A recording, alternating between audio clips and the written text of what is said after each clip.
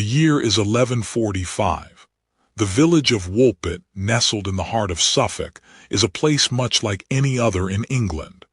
Life revolves around the rhythms of the land, planting, harvesting, and the constant toil to coax sustenance from the earth. But this year, the ordinary is about to be shattered, and a mystery born that will echo through the ages. The harvest was plentiful that summer, promising a respite from hunger that had often stalked these lands. The villagers worked tirelessly from dawn till dusk, their bodies aching, but their spirits buoyed by the prospect of a well-stocked winter larder. Then at the edge of the field near the dense forest, a discovery. A cave, seldom noticed, usually left alone, secreted a secret. Two figures stumbled out, blinking in the sunlight. Children, but not like any children the villagers had ever seen. Their skin, it was green, a vibrant, unsettling green, and their clothes were fashioned from cloth unknown in these parts, cut in a manner that spoke of a distant, alien land. They spoke, but their words were unlike any tongue known to man. A series of guttural sounds and melodic phrases, utterly foreign and unsettling. Fear, raw and untamed, shone in their wide, frightened eyes. The harvesters froze, their work forgotten. Superstition ran deep in their veins, and the sight of these strange children ignited a primal fear. Were they creatures of the forest, demons in disguise, or something even more sinister? Hesitantly, cautiously, they were taken. Prodded and pulled, the two green children were ushered towards Woolpit, a bewildered spectacle amidst the daily grind of medieval life, a procession of the unknown. News spread like wildfire. Soon, the entire village had gathered, their faces a tapestry of emotions. The children stood there, center stage in a drama they did not understand, their green skin a stark contrast against the muted tones of the village. Offers of food were made, but the children refused everything, save for raw beans which they devoured with surprising gusto. Their tastes, like their appearance, were alien and perplexing. The harsh realities of this world soon took their toll. The boy, weaker than his sister, succumbed to an unknown illness. His green hue faded to a sickly pallor, and he slipped away, leaving his sister alone in this strange new land. A simple burial, a small mound of earth. The boy was gone. The girl remained, a lone green beacon in a world of brown and gray, a mystery to be solved. But one heart, filled with empathy and curiosity, reached out.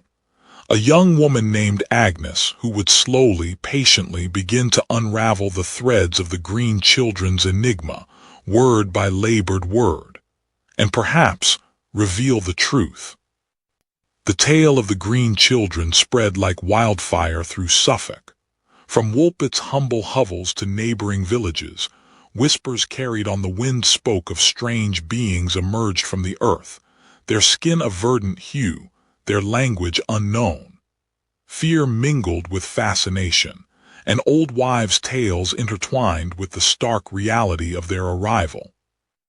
Sir Richard de Calne, a knight renowned for his pragmatism, received the summons from Lord Barlow. The lord, disturbed by the escalating rumors, sought a grounded investigation to quell the unease gripping his lands. Richard, though skeptical of fantastical claims, understood the importance of maintaining order and swiftly rode to Woolpit. Lord Barlow paced before Richard, his voice laced with anxiety. "Sir Richard, these children, they unsettle my people. Whispers of witchcraft and devilry are rampant. I need you to uncover the truth, whatever it may be, and restore peace to Woolpit." Richard began his investigation with the villagers themselves. He sought those who had first encountered the children, patiently listening to their accounts, separating fact from embellishment. He knew the truth, however strange, lay buried beneath layers of superstition and fear.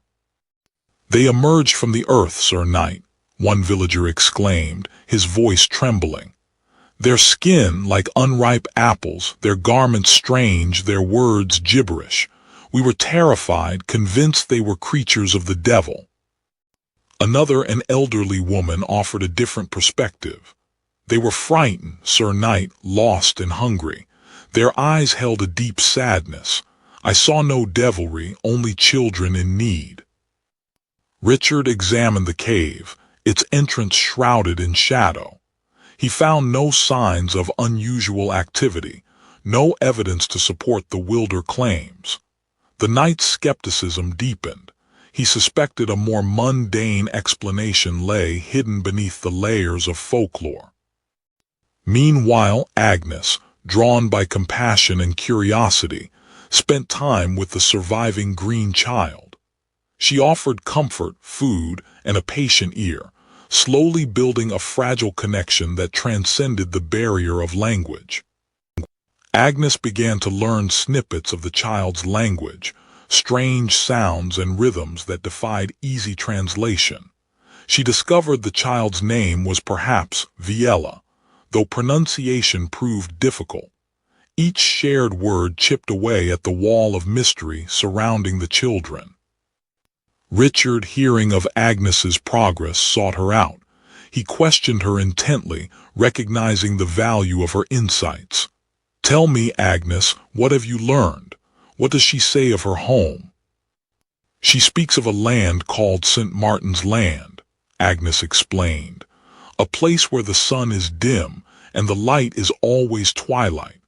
She says they live in underground dwellings and that their land is separated from ours by a great river."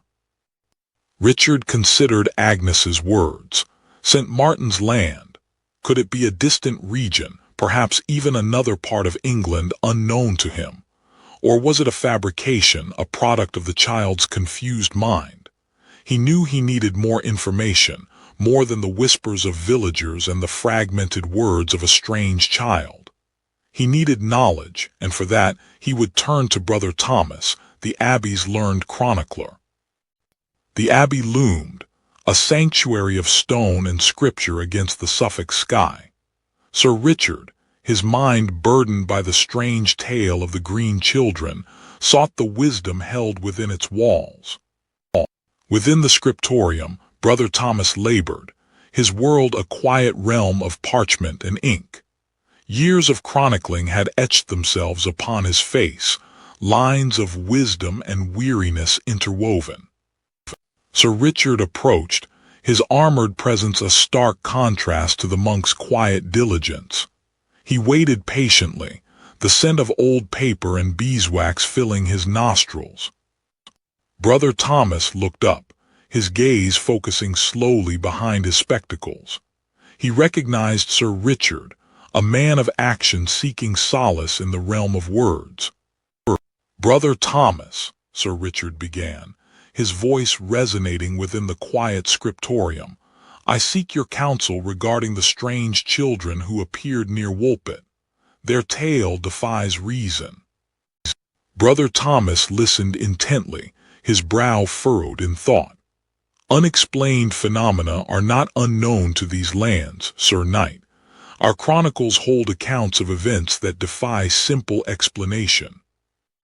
He rose and retrieved a weighty tome from the shelves, its pages filled with meticulously recorded observations of years past. "Let us consult the past, Sir Richard. Perhaps it holds a key to this enigma." Sir Richard leaned closer, his eyes scanning the archaic script. Brother Thomas pointed to an entry detailing a strange meteor shower decades prior, followed by unusual crop failures and whispers of phantom lights in the forest. "And here," Brother Thomas continued, "an account of villagers claiming to see spectral figures near the old Roman road, figures that vanished as quickly as they appeared." Sir Richard listened, the weight of the past pressing upon him. These accounts, though unsettling, offered no clear answers, only the echoes of mysteries long unsolved. The writings of Ralph of Coggeshall and William of Newburgh also speak of such wonders, Brother Thomas said, closing the book. They are but echoes, Sir Knight, reminders that the world holds more than we can readily understand. As Sir Richard rode away, the abbey fading into the twilight, he carried with him not answers, but a deeper sense of the mystery that shrouded Woolpit. The chronicler's tale had only deepened the enigma, reminding him that some secrets are best left undisturbed. The boy, frail from an unknown malady and unable to adapt to the nourishment of this land, succumbed quickly. His passing cast a pall over Woolpit, a stark reminder of the strangeness that had befallen them. The surviving girl, though grieving, showed a remarkable resilience. Agnes, a young woman from the village, possessed a gentle heart and an open mind. She took it upon herself to care for the child, offering what meager comforts she could. The language barrier was a formidable wall. Yet, Agnes, with infinite patience, began the arduous task of teaching the girl English. Simple words, repeated endlessly, slowly began to bridge the gap. Food remained a challenge. The girl, accustomed to sustenance unknown in Woolpit, initially rejected much of what was offered. Slowly, however, hunger and Agnes's gentle coaxing prevailed. Agnes, ever diligent, shared the few words she gleaned from the green child with Brother Thomas. The monk, fascinated, meticulously recorded them, hoping to find some linguistic link, some clue to their origin. Sir Richard, though a man of war, recognized the importance of Agnes's work. He watched, a silent observer, as the girl slowly shed her fear and began to connect with this new world. The word sun proved particularly difficult. In the green child's tongue, there was no equivalent, no concept for the radiant orb that dominated the Suffolk sky. The lack of a word for the sun, it is unsettling, brother, Sir Richard confessed, his voice low. What kind of land could exist without the sun's embrace? Perhaps, Brother Thomas replied, stroking his chin thoughtfully, a land shrouded in perpetual mist or hidden deep within the earth. Or perhaps a land touched by magic where the natural order is different. In the quiet moments, as Agnes tended to the green child, a bond of affection began to form. It was a connection built not on shared language, but on shared humanity.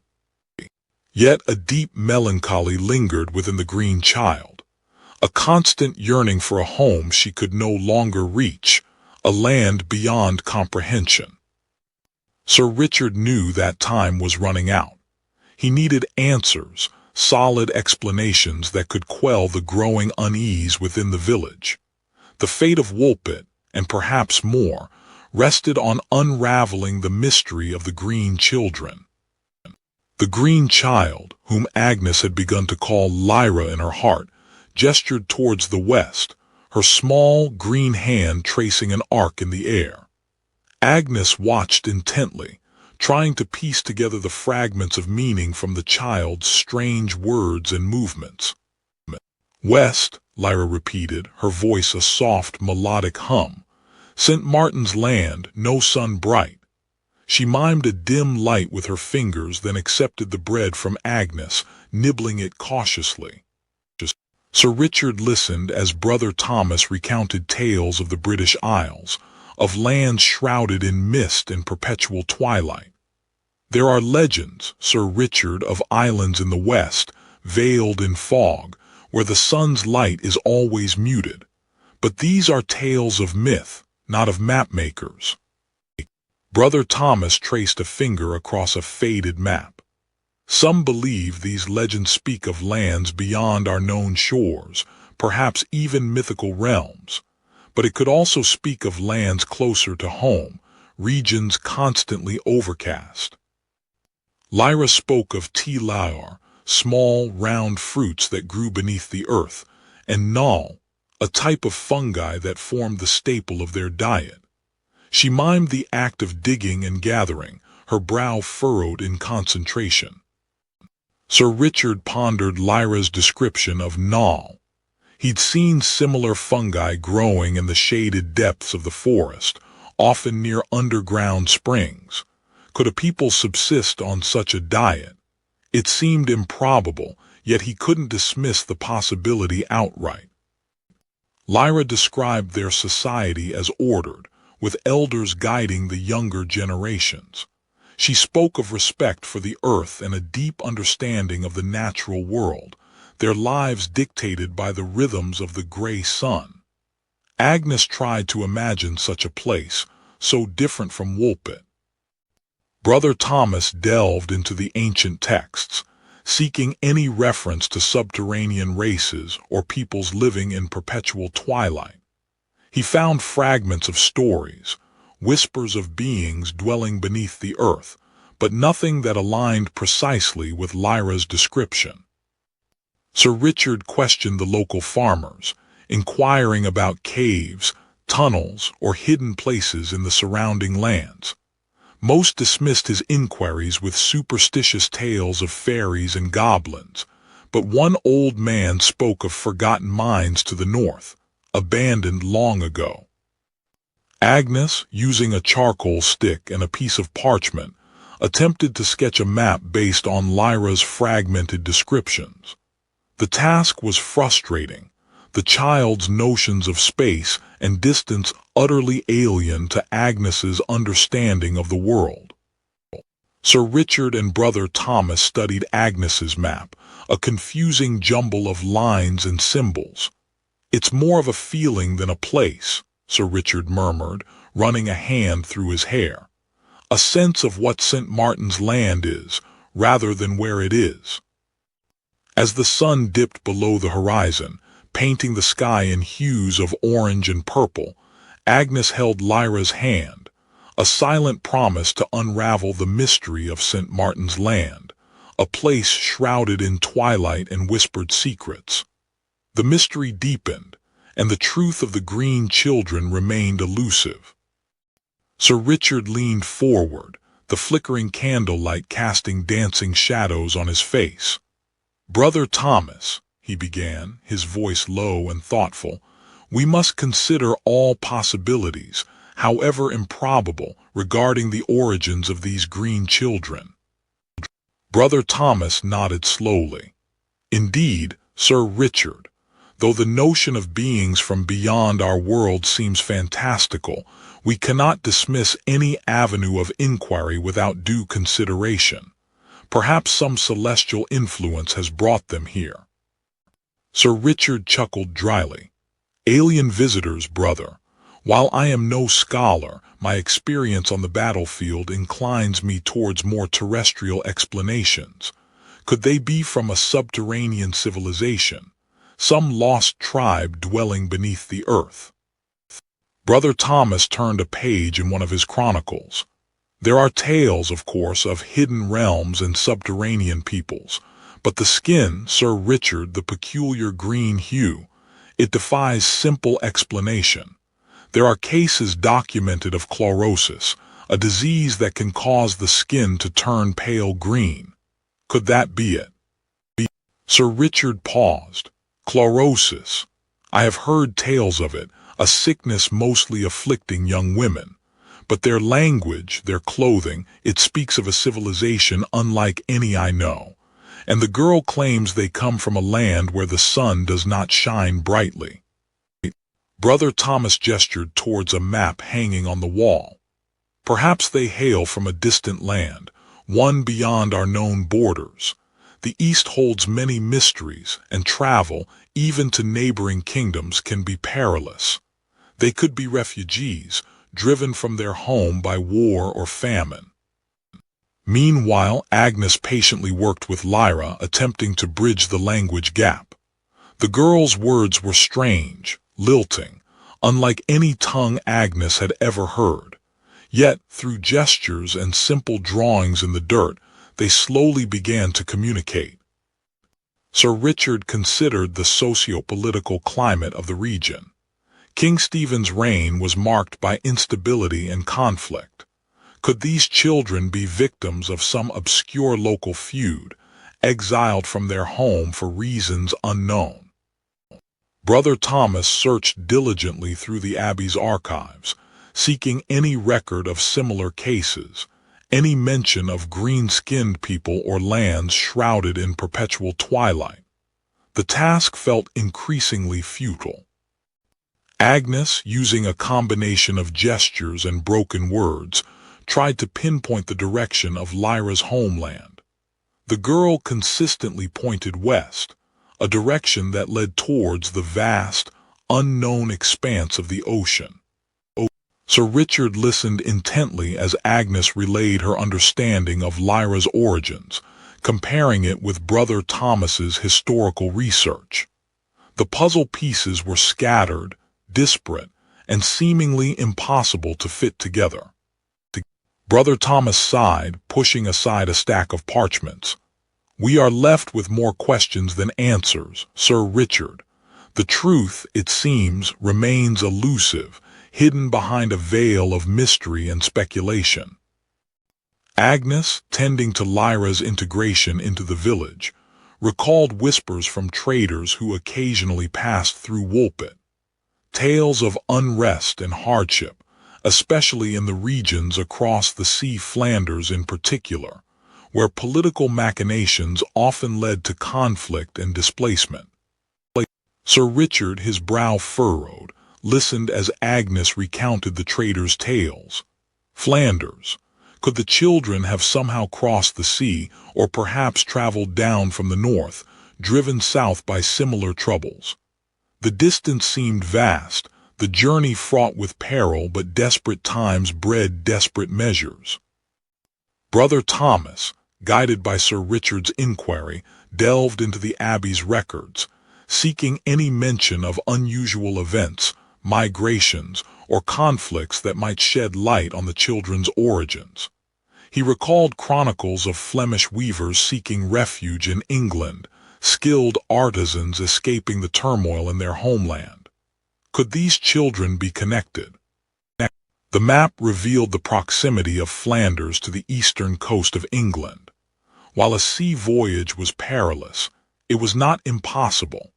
Sir Richard considered the possibility that a storm or misdirection might have driven a small vessel carrying the children off course, eventually leading them to the caves near Woolpit. Agnes persisted in her attempts to understand Lyra's language. She noticed similarities in some of the sounds to the dialects spoken by the Flemish weavers who had settled in nearby towns. A guttural quality, a cadence that differed sharply from the common tongue of Suffolk. Brother Thomas, intrigued by Agnes's observation, consulted texts on regional languages and dialects. He found certain phonetic similarities between Lyra's speech and archaic forms of Flemish, particularly those spoken in more isolated or rural communities. The connection, though tenuous, was undeniable. Sir Richard pondered the implications. If the children were indeed from Flanders, displaced by conflict or famine, their green skin and strange language might be explained by disease, malnutrition, or even the practices of a secluded community. The St. Martin's land Lyra spoke of could be a distorted memory of a region ravaged by war, its people forced to live underground, away from the sun. Agnes, showing Lyra how to cultivate the land, considered the child's resilience. Despite her initial weakness and the loss of her brother, Lyra was adapting, learning, and slowly shedding the remnants of her past. Perhaps the truth lay not in fantastical explanations, but in the harsh realities of a world where survival demanded extraordinary adaptation.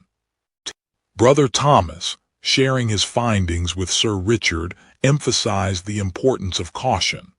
While the Flemish connection offered a plausible explanation, it was crucial to avoid jumping to conclusions. The truth, he cautioned, often lay hidden beneath layers of folklore, superstition, and the biases of historical narratives. Sir Richard, contemplating the evidence, recognized the limitations of their inquiry. The truth about the green children might never be fully revealed, lost to the mists of time and the vagaries of human memory. Yet, he felt a sense of progress, a glimmer of understanding amidst the mystery. As the days turned into weeks, Lyra continued to adapt. The green tinge of her skin faded slightly, replaced by a healthier, more natural hue. She learned to speak English, to laugh, to play. The enigma of her origins remained, but her future, here in Woolpit, seemed brighter. Sir Richard, his investigation concluded, rode away from Woolpit, leaving behind the mystery of the green children. He carried with him not a definitive solution, but a deeper understanding of the human capacity for both extraordinary belief and reasoned inquiry, a reminder that the line between folklore and reality was often blurred, especially in the tapestry of medieval life. News of the green children had reached beyond the village, carried by merchants and travelers. It had even reached the ears of the Bishop of Norwich, prompting a visit of inquiry and judgment. Brother Thomas knew the bishop's visit was not solely out of curiosity. The church was wary of anything that could be construed as heresy or challenge the established order. Agnes, sensing the shift in atmosphere, felt a knot of anxiety tighten in her stomach. She knew the bishop's presence could mean trouble for Lyra. The bishop began his inquiry, his voice booming across the village square. He demanded to know everything about the green children, their origins, and the nature of their arrival. Sir Richard recounted his investigation, carefully outlining the known facts, from the children's emergence from the cave to the boy's unfortunate demise. Brother Thomas presented historical accounts of similar, albeit less dramatic, occurrences, cautiously suggesting the possibility of lost travelers or refugees from distant lands. Agnes kept Lyra close, shielding her from the bishop's intense scrutiny. She feared the consequences of Lyra's otherness in the face of such authority. The bishop demanded to see the surviving child. Lyra, despite her fear, met his gaze, her green eyes reflecting a strange mix of vulnerability and resilience. Sir Richard cautiously suggested to the bishop the possibility of Lyra being a lost soul, deserving of compassion and integration, rather than condemnation. Brother Thomas, ever the scholar, ventured a hypothesis.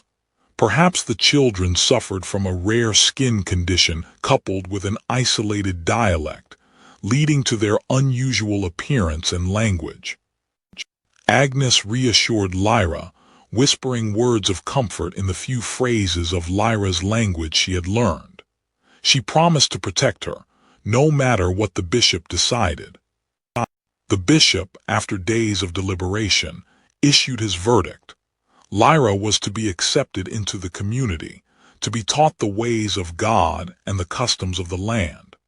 But he warned the villagers against succumbing to superstition or heresy, reminding them that the world held many mysteries, not all of which were meant to be understood. Sir Richard stared at the documents, each testimony and observation a piece of a puzzle that refused to form a coherent picture. The green children, St. Martin's land, the unearthly hue of their skin, it all defied easy explanation. Brother Thomas re-examined the historical records, his brow furrowed with scholarly contemplation. He searched for parallels, for any mention of similar occurrences, but the annals remained silent.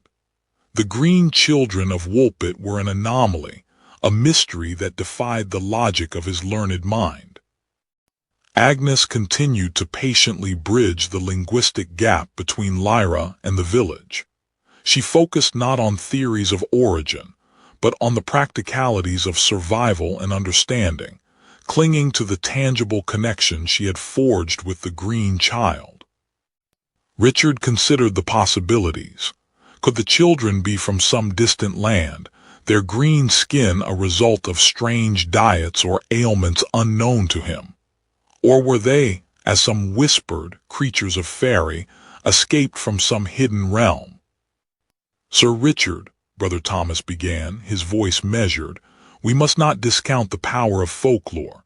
Tales of strange creatures and hidden lands are woven into the fabric of our society, but we must also seek a more rational explanation." He paused, adjusting his spectacles. "Perhaps they are simply lost children, suffering from some unknown malady that affects their skin." Agnes, meanwhile, observed Lyra's clothing. The fabric was unlike anything she had ever seen, woven with a skill that suggested a sophisticated, if unfamiliar, culture. This detail seemed to argue against a simple explanation of lost and impoverished children. Sir Richard questioned the villagers, probing their memories for tales of hidden tunnels, lost tribes, or lands beyond the known borders of Suffolk. He met with blank stares and fearful whispers, their knowledge limited by the confines of their rural existence. Brother Thomas consulted ancient maps, searching for any record of subterranean passages or settlements that might explain the children's emergence from the earth. He found nothing to confirm the existence of such places. Agnes attempted to replicate some of the tools Lyra had shown her. The designs were simple, yet elegant, suggesting a deep understanding of materials and their properties. It was a level of craftsmanship that seemed beyond the reach of simple, lost children. Richard wrestled with his own beliefs. He was a man of faith, yet the evidence before him challenged the very foundations of his understanding. Were these children a test of his faith, or a glimpse into a world beyond human comprehension? Brother Thomas meticulously recorded all that was known of the green children. He felt a responsibility to preserve the truth, whatever it may be, for future generations to ponder, even if that truth remained elusive. Richard stood on the hill, the wind whipping around him, the mystery of the green children weighing heavily on his soul. He knew he might never fully understand their origin. Some questions, he realized, were destined to remain unanswered, lost in the mists of time and the enduring power of belief. Months passed in Woolpit. Lyra, the surviving green child, gradually integrated into the village life. Agnes remained her steadfast companion, guiding her through the customs and language of this strange new world. Sir Richard, after weeks of inquiry, was nearing the completion of his report. The scattered testimonies, Brother Thomas's chronicles, and Agnes's observations swam in his mind. He sought a truth that remained stubbornly elusive. "Sir Richard," Brother Thomas said, his voice soft, "sometimes the truth is not a single clear line, but a tapestry woven with threads of uncertainty. We must present what we have found and accept that some mysteries may remain." Lyra, slowly learning to speak English, shared fragments of her past with Agnes. Tales of a land perpetually in twilight, of underground dwellings and a peculiar diet. Yet much remained unspoken, veiled in the mists of memory and a language still not fully understood. Sir Richard presented his findings to the Lord of Woolpit. He detailed the testimonies, the linguistic analysis, and the geographical impossibilities of Lyra's descriptions. He proposed a rational explanation. Children lost from a distant land, perhaps Flanders, displaced by conflict or disease, their green hue a result of malnourishment or illness. Brother Thomas carefully transcribed Sir Richard's report into the Abbey's chronicles, adding a note of his own. While reason may offer explanations, the heart remembers the wonder. The tale of the green children will endure, a reminder of the mysteries that lie beyond our understanding. Lyra learned to bake bread, tend the sheep, and sing the songs of Woolpit. Yet, a part of her remained distant, gazing towards the horizon as if yearning for a land she could no longer reach. Sir Richard departed Woolpit, his duty fulfilled. He had presented a reasonable explanation, one grounded in the realities of the world. Yet he carried with him the nagging doubt that perhaps, just perhaps, there was more to the story than he could ever comprehend. Years turned into decades. The tale of the green children became a part of Woolpit's folklore, a story told around crackling fires on cold winter nights. Each telling embroidered with new details, new possibilities, new wonders. Lyra lived a long life in Woolpit, becoming a respected member of the community. She never fully forgot her origins, but she found a home and a purpose in this strange, sunlit land.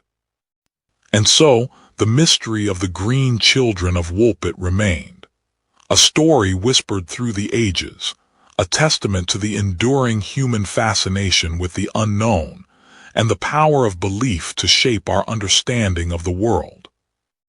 The chronicles recorded the event, not as a definitive truth, but as a question mark in the vast tapestry of history, a reminder that some enigmas are destined to remain unsolved, their allure undiminished by the passage of time. The enduring legacy of the green children of Woolpit.